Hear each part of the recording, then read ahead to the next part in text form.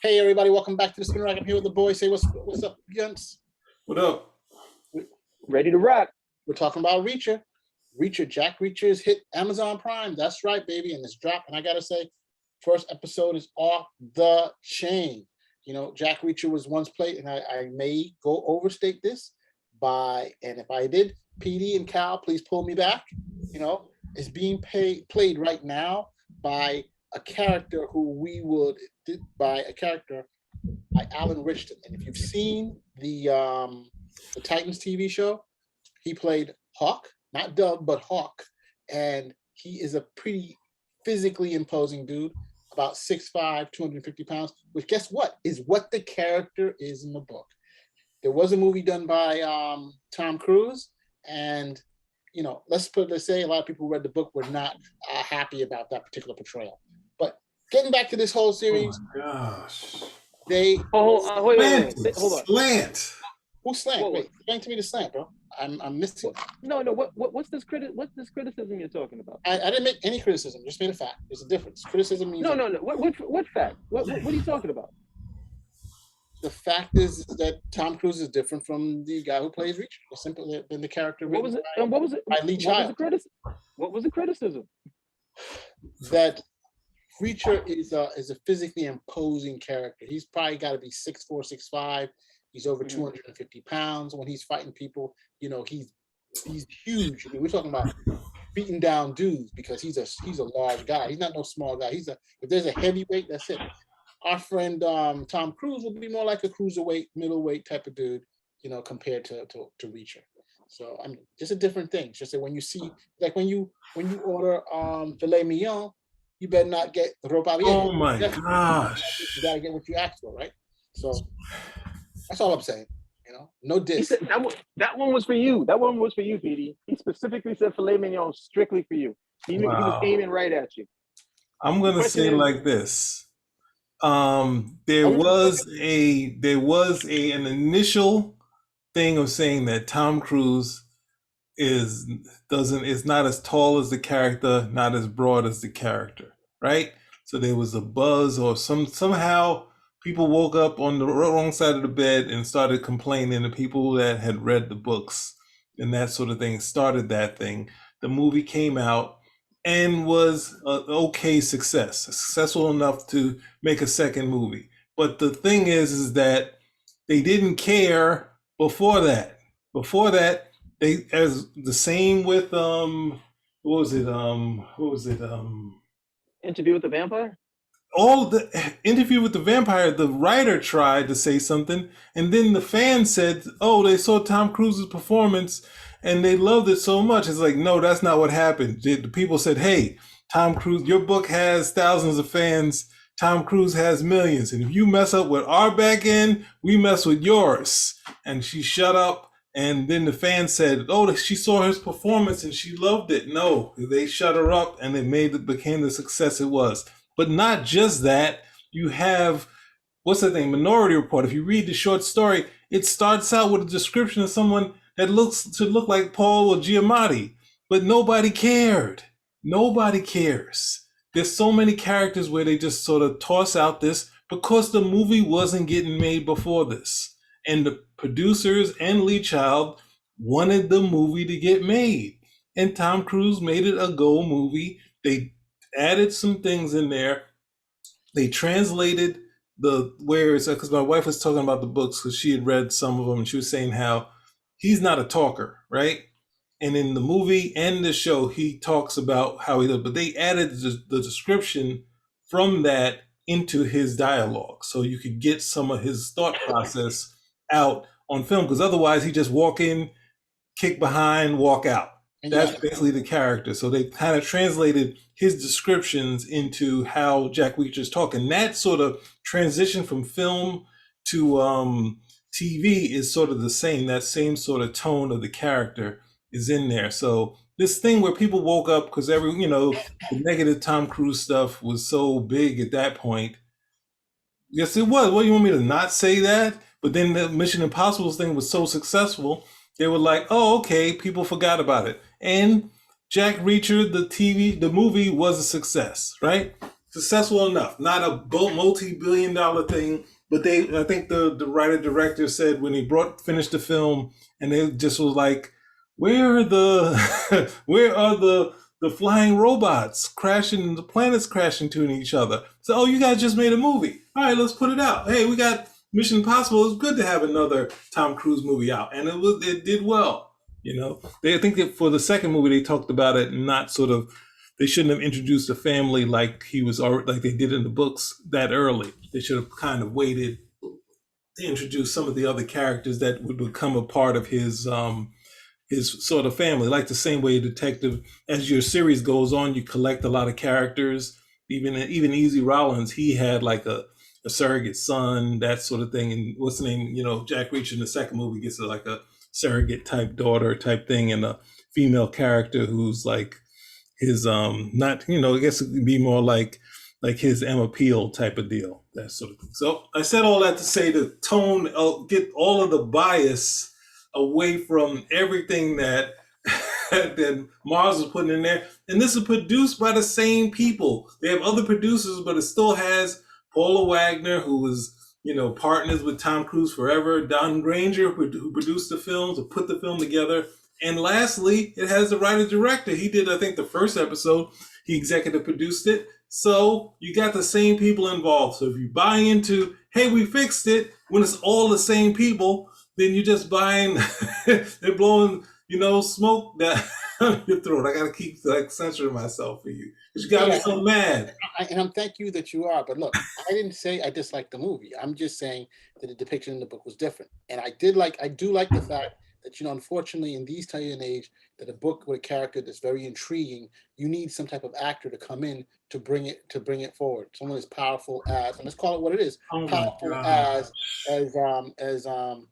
Tom Cruise, and that's enough respect for that. I'm not dissing anybody, and the very fact his production company or team still is involved in this is all pluses. I have no problem. I think you said McQuarrie, who was producer and director in some of Cruise's other films, was also involved in this. So hey, the people who made the film Skydance, they're involved. It's all the same people, right? So I'm just saying that it's not like the thing. The license went back to him, and then next thing you know, he got a new production team. There are new producers on it, but the same people. I mean, that's like, basically, you could basically say that Tom Cruise might be the silent partner in this thing. Yeah, exactly. I think he probably is somehow involved in that. Look, I'm just saying that without him doing the movies and them being successful and showing that there's an audience for this particular, we wouldn't be doing a series where we actually get exactly what we've been wanting. Okay, it's the same thing, like you have the Star Wars movies, you have the sequels, and you're like, oh gosh, yeah, oh my gosh. But then now we have the actual TV shows. Oh, okay. I was wondering. Exactly what we got. Why are you fighting me, bro? It's like with you, it's like pulling teeth. I'm going to the dentist, man.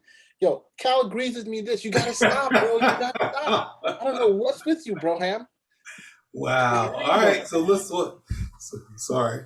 So that was all side conversation to the review of the show, which I gotta say is off the chain.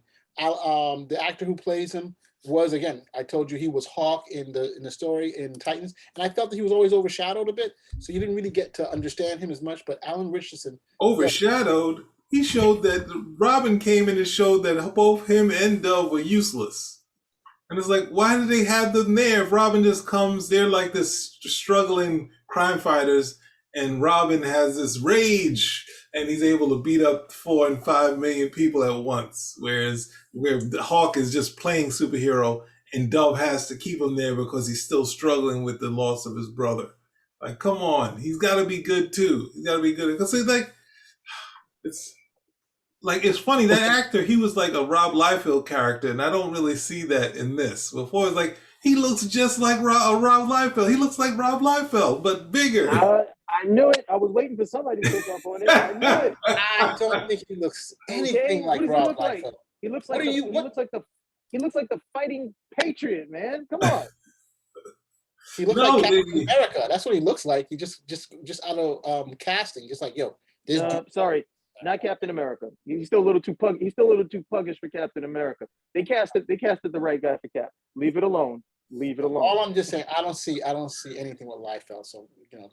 No, I'm talking about not in the Jack Reacher. In this one, the look of how he looks like, it's not a like I was surprised that they were able to find someone that looked like a Rob Liefeld character, not like a cartoon, but I'm saying like a big, like like huge muscular guy, sort of how because his face is how is like a caricature, like the Liefeld's face is kind of the character of his characters. So I'm like saying when you see his face, he's like, oh, I can see the face he's drawing because I was just like are these real faces and the gritting the teeth, and I was just like no, he's kind of drawing that face. But then when I saw Hawk, and I'm not looking at it saying it as a negative, I was just saying, oh wow, they we don't really think of the Ditko because only like he only did what like 2 issues or maybe like 3 with the Ditko did the 3 with I guess a showcase issue and then the 2 things that they did of the regular series or the short before it got canceled.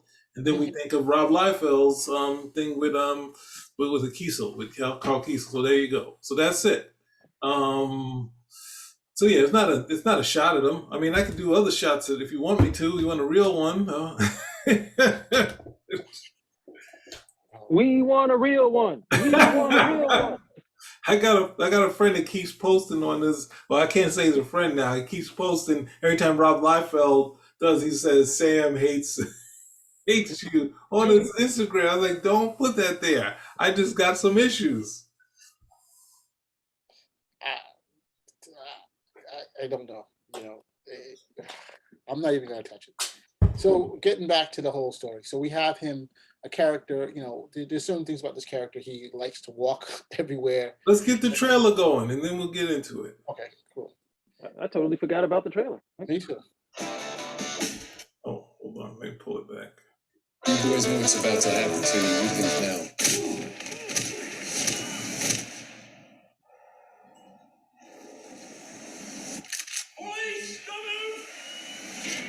Jack Reacher, parents deceased, retired Army. Bronze Star, Silver Star, and a Purple Heart.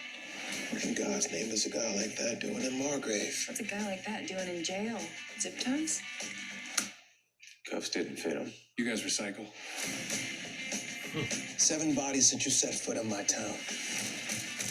I was arrested for murder. Now you want my help? I want you to do what I say. You just go wherever you want, whenever you want? Everyone's always jealous. I'm gonna uncover this whole operation and burn it to the ground. You boys know what's about to happen to you. You leave now. And don't go getting yourself arrested for murder. Shooter was someone who knows firearms well. Lightning. Bullets were 95 grain. That's subsonic. This wasn't a first timer. These people are connected and stone cold killers. So Yeah, be smart. Don't break the law. And promise me you won't end up in another holding cell. No. Looking for payback? Payback, justice, vengeance. Looking for the whole gang. You're gonna kill a whole lot of people, aren't you? Already started. You're about to get your ass kicked. No, I'm just gonna break the hands of 3 drunk kids. There's 4 of us. One of you's gotta drive to the hospital.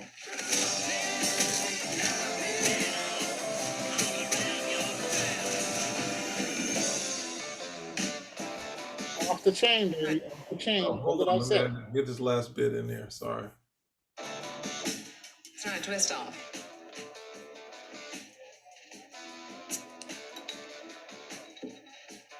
Show off.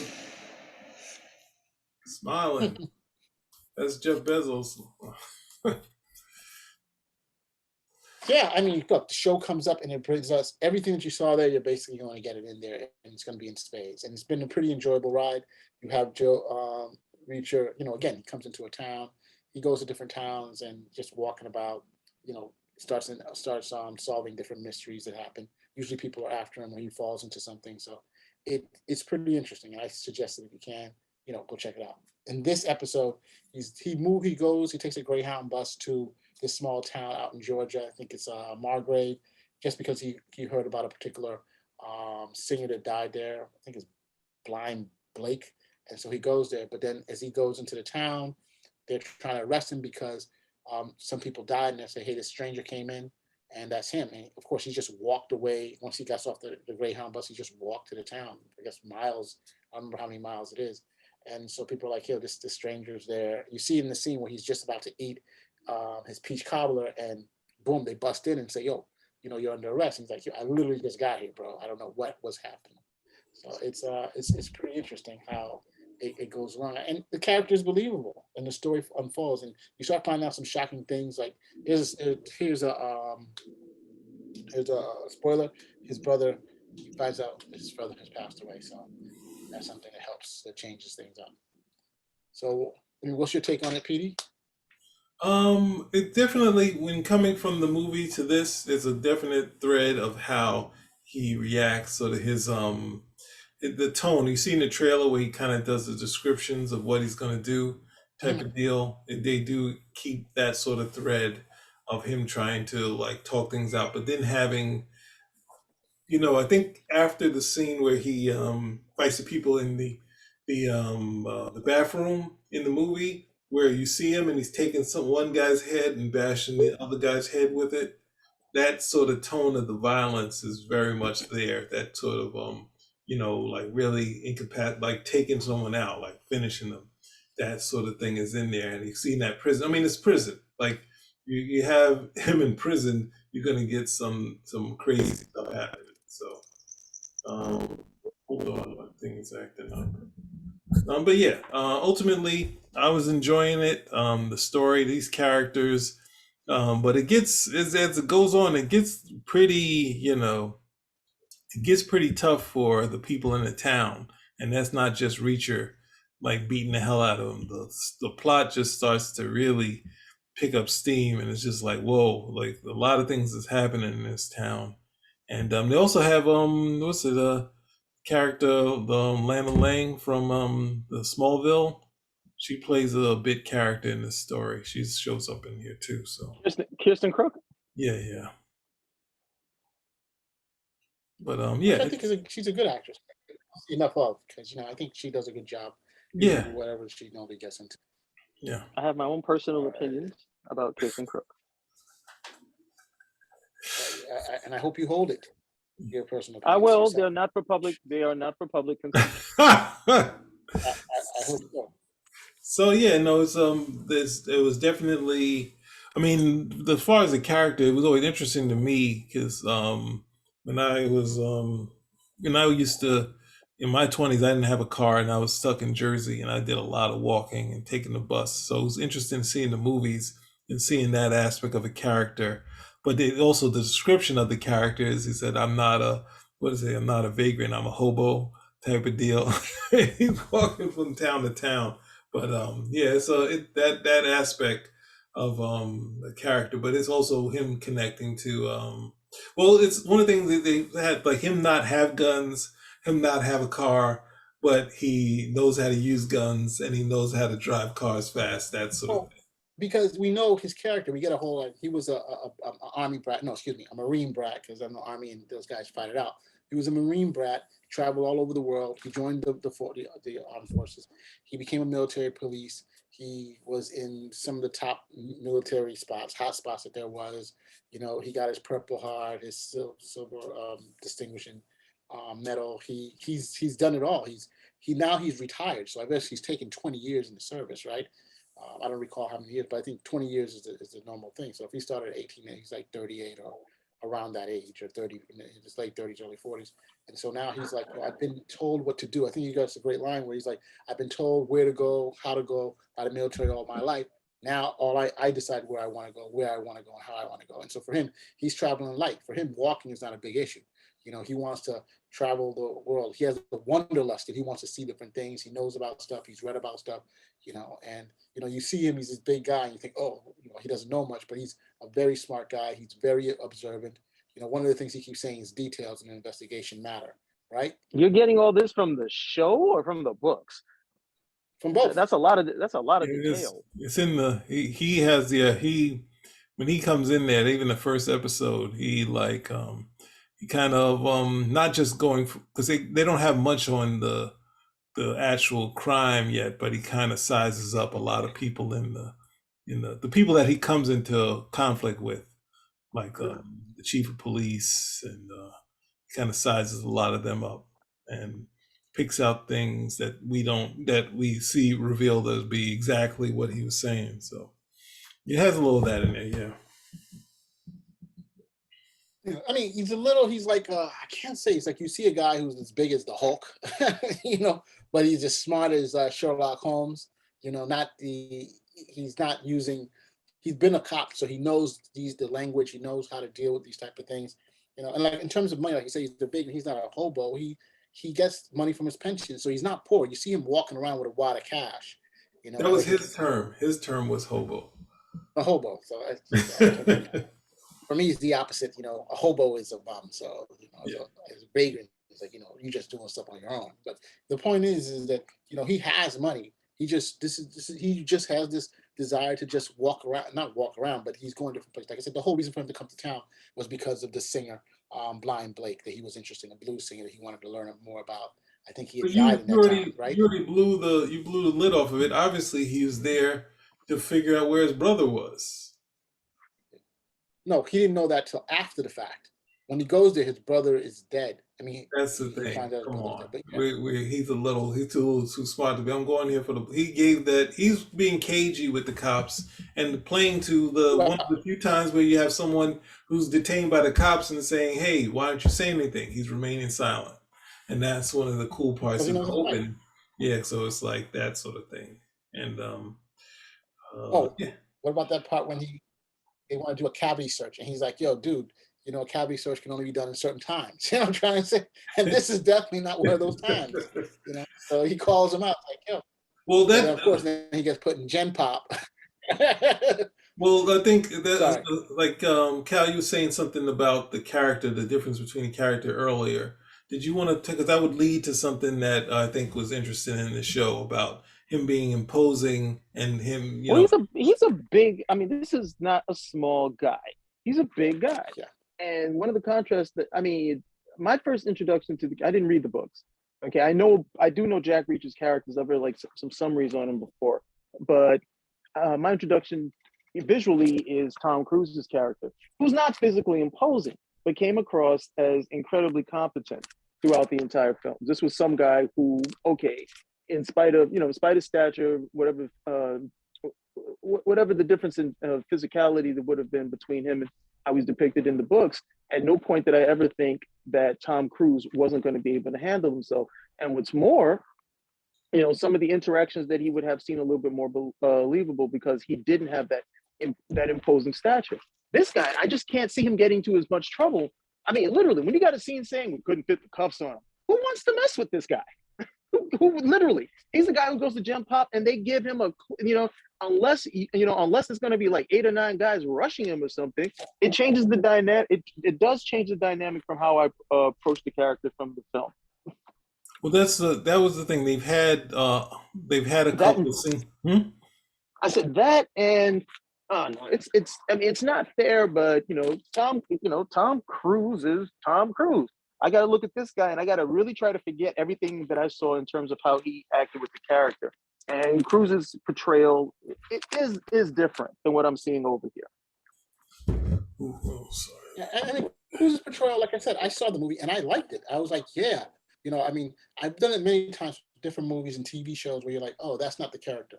I think Petey said an offline comment where we were talking about it, and he was like, well, look at Wolverine. Wolverine's not supposed to be tall and decent looking and stuff like that, and yet you're damn right. And handsome, not just decent, handsome looking. Prettier than the women in the movie. Another man doesn't call another man. Say it again, Sam. Prettier than the women in the movie. Well, because the bad hair. Sorry, the bad hair kills it. No.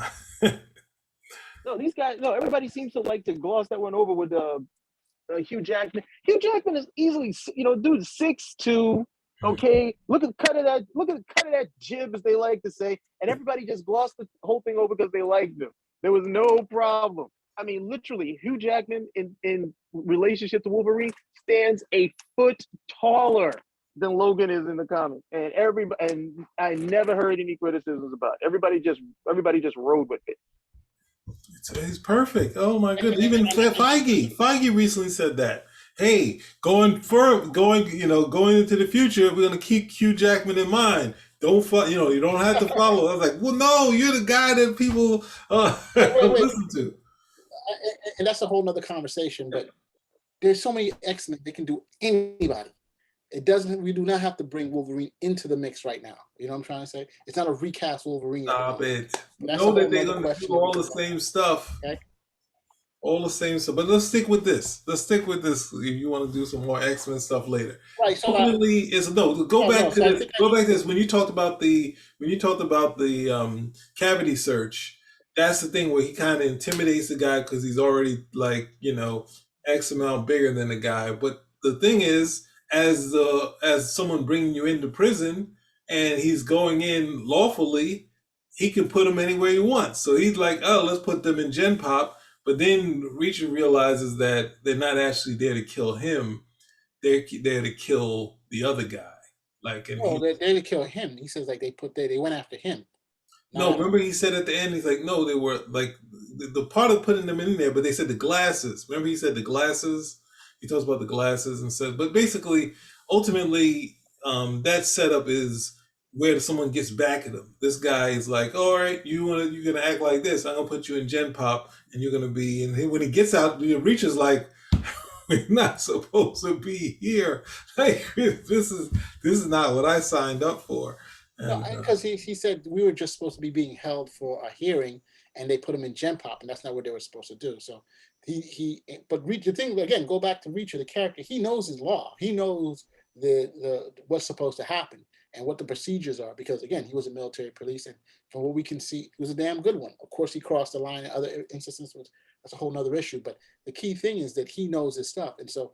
You know, I don't think that the guy put him in Gen Pop because of the cavity search. I think he put him in Gen Pop because he's working with someone else. You know, maybe so, yeah.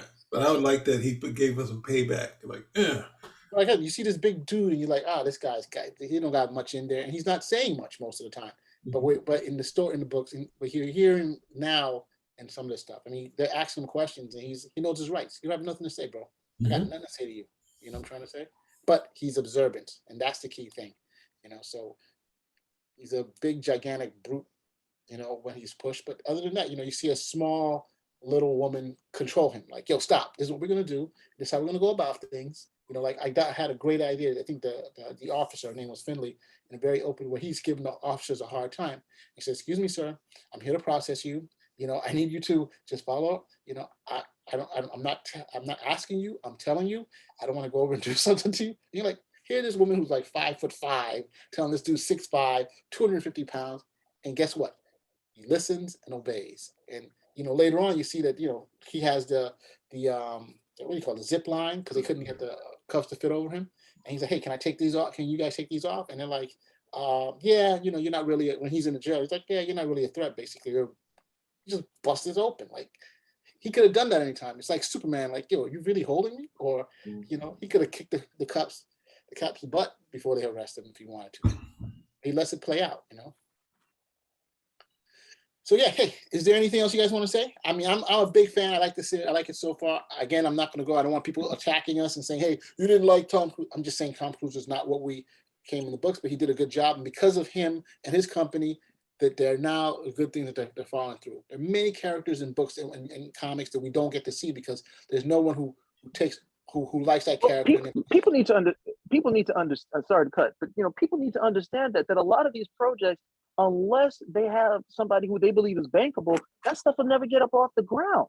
That's like Robert Downey. I mean, literally, that's like Robert Downey Jr. with Iron Man, or even Tom Cruise with Interview with the Vampire. Because you have this thing, it's like, okay, this is not an established franchise. People don't know this. We want to know that somehow we're going to make our money back. What's going to get people out to see this? If it's not the character, which is already a well-known character, like Three Musketeers or something, then it's got to be the talent who you're going to put into the film.